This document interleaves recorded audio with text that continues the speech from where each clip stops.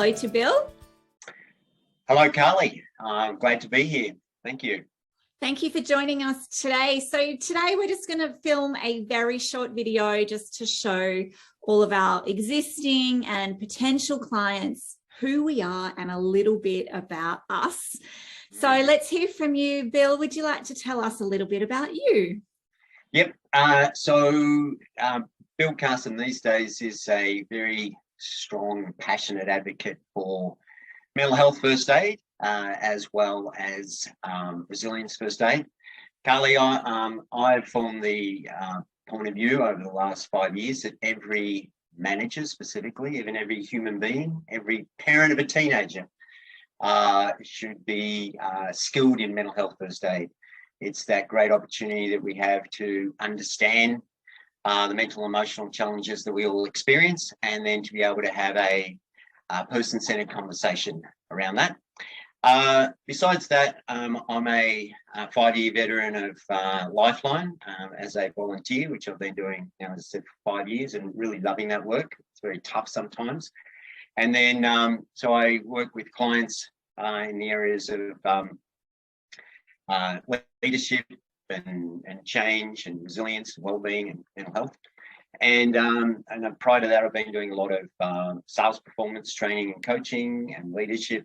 And then very early in my career, I started as a metallurgist. So I studied metallurgy at Melbourne Uni, and then worked in technical and leadership roles for quite a few years, and then moved over into the training industry. I always wanted to do teaching, and then I always wanted to do psychology as well. When I was at uni, psych was, in my opinion, sort of just focused on rats and mice and statistics.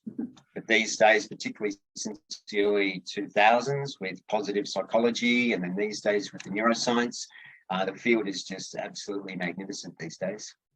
Could not agree more. What an interesting background you have had, Bill. Things in there I didn't know about you. So thank you for sharing with us.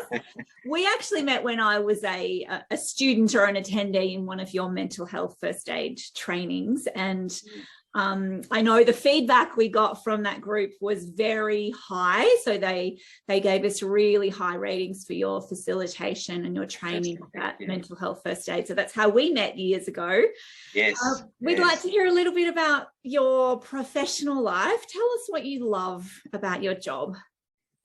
Yeah, I'm really passionate. My primary two values are freedom and fulfillment. And I'm really keen to support professionals, particularly professionals like me, particularly managers and leaders, to have their own version of that. I see that professional life these days is quite complex, quite challenging in many ways, and the leadership roles are very challenging as well. And the thing that I've become absolutely so aware of is that we need to do our own personal development work. We've got to be aware of ourselves, particularly as a leader. We're focusing on our well-being so that we can be mindful of the well-being of our team. And then also at a really personal level, understanding our own stress triggers, how we get fired up and we either, attack others, we get very controlling, very micromanaging, or we just go into kind of, anxiety or avoidance land and are really not there for our team. And it's very difficult. And so having that self-awareness means we can do that better. And then we can actually provide the guidance and the assistance for our team members. And I also have this theme, Carly, that sometimes managers show up as manager as parent. They kind of think that they got to, control the behaviour of the people they work for, but you can't do that. You got to you're a manager as a leader of very intelligent human beings around you. And so how do we create a space that enables the people that we're working with to be the best they can? And this is where psychological safety is incredibly important. The capacity for this group of human beings that we work with to be themselves, to be the best that they can be in parameters and guidelines around achieving outcomes for the business and for clients and things like that. So that's my big passion around helping leaders, and then team members around that as well. I love that philosophy about the person and their whole self, and how that they become a leader, and that's part of what they do, but they're not just a leader, they're also a human being. I feel like there's a lot of people that will be watching this going, yeah, that makes a lot of sense for me. I've got leaders in my workplace who really need to do a bit of that personal work and that journey first. Maybe we're all going through that during the pandemic and needing to do a bit of reflection. So I think that philosophy is really relevant, particularly right now. Yeah.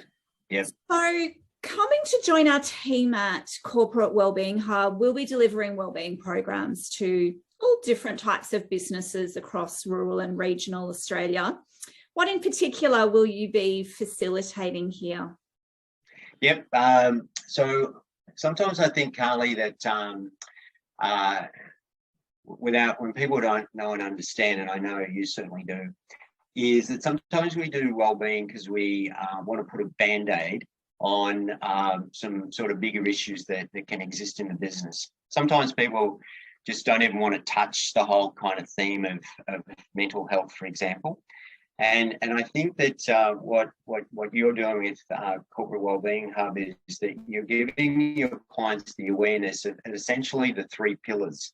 We need to protect, we need to really support and protect some of our team members that might be struggling and that have got difficulties that are going on outside of work and into work.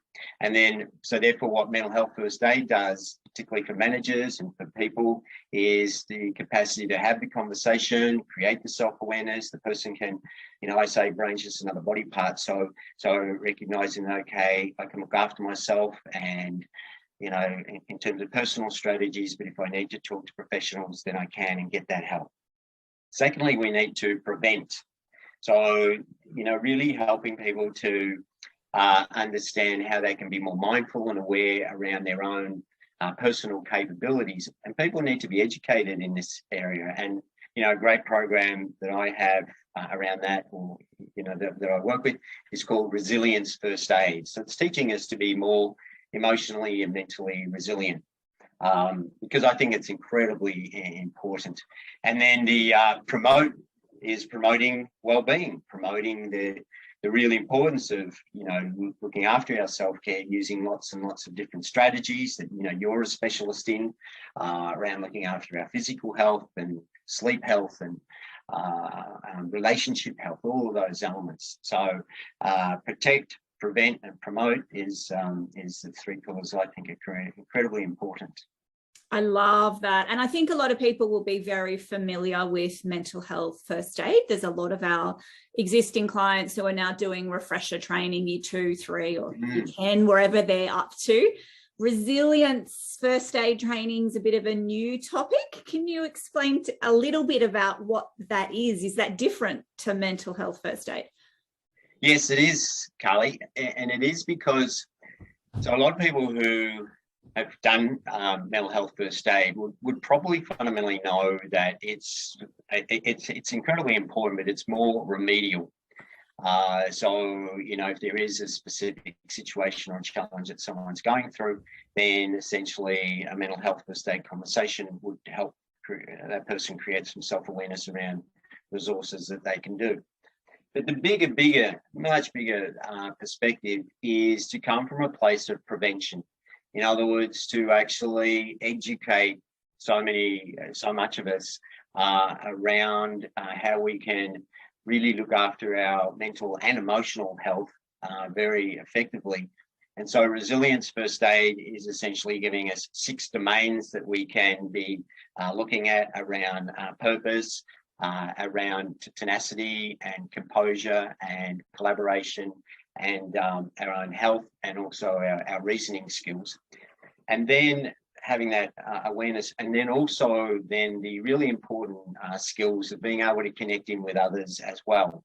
And there's a really good communication model around that, which is around appreciate, listen and lift, as a way of communicating with others around their mental and emotional health as well. So yeah, it's very, very good. It's a great program. It's got very strong app support. So people can do a lot of the learning on their own as well. That sounds great. I know when I show people the wellbeing menu, nearly always resilience is the word that catches, and they go, well, we definitely need that. And then they add on from there. So we're really trying to create unique and bespoke content for whatever people need. So right through from, wellbeing assessments, and then tailoring and customizing what they need. And I hope in this video, what has come across, that your breadth of experience and knowledge in corporate will allow us to build some really tailored content for whatever our clients will need in the future. So I am really looking forward to doing that together with you. Big thank you, Bill, for meeting with us today. I hope it's been a nice introduction for everyone watching. Now you know who Bill Carson is. If you are listening to this and you like some of these topics and you like what you are hearing, please reach out to us. You can book Bill to come and facilitate some of your wellbeing sessions or part of your wellbeing program. Thanks for your time today, Bill. Yes, thank you. Thank you very much.